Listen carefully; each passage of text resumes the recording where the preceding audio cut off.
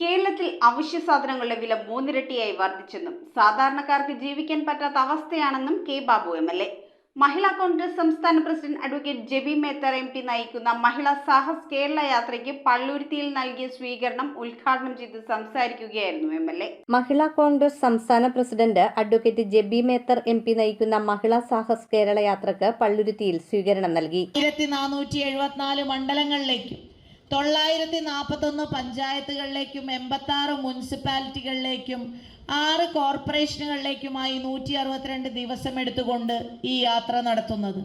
കരുത്തോടെ വിരൽ ചൂണ്ടുമെന്ന് നമ്മൾ പറയുന്നുണ്ടെങ്കിൽ നമ്മൾ വിരൽ ചൂണ്ടുന്നത് ഇന്ന് സംസ്ഥാനം ഭരിക്കുന്ന മുഖ്യമന്ത്രി ശ്രീ പിണറായി വിജയനെതിരെയാണ്, LDF സർക്കാരിനെതിരെയാണ്. K Babu MLA. ചടങ്ങ് ഉദ്ഘാടനം ചെയ്തു. ഈ ഗവൺമെന്റ് വന്നതിന് ശേഷം നിത്യോപയോഗ സാധനങ്ങളുടെ വില വാണം പോലെ കുതിച്ചു കയറിക്കൊണ്ടിരിക്കുകയാണ്.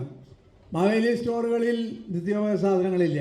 9 വർഷം ഈ ഗവൺമെന്റ് പൂർത്തിയാക്കിയപ്പോൾ UDF ഗവൺമെന്റ് കാലത്ത് അടച്ചുപൂട്ടിയ ബാറുകളും അതോടൊപ്പം തന്നെ പുതിയ ബാറുകളും വന്ന 1000 ബാറുകളായി. നമ്മുടെ ഗവൺമെന്റുള്ള സമയത്ത് 30 ബാറാ കേരളത്തിലുണ്ടായിരുന്നുള്ളൂ. ഇപ്പൊ കേരളം മുഴുവൻ ബാറാണ്.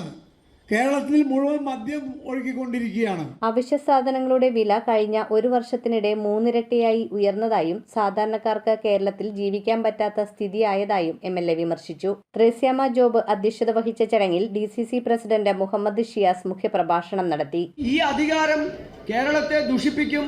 ഈ അധികാര രാഷ്ട്രീയം ഉപയോഗപ്പെടുത്തിക്കൊണ്ടുള്ള അഴിമതികൾ കേരളത്തിന് കനത്ത ഭാരമായിരിക്കും. ഈ അഴിമതി നടത്തിയവരെ നിയമപരമായി നേരിടാനും തുറങ്കലിലടക്കാനുമുള്ള കരുത്താണ് കേരളത്തിലെ പൊതുസമൂഹത്തിന് ഉണ്ടാകേണ്ടത് എന്ന് വിശ്വസിക്കുന്ന ആളുകളാണ് ഈ നാട്ടിലെ ജനാധിപത്യ വിശ്വാസികൾ.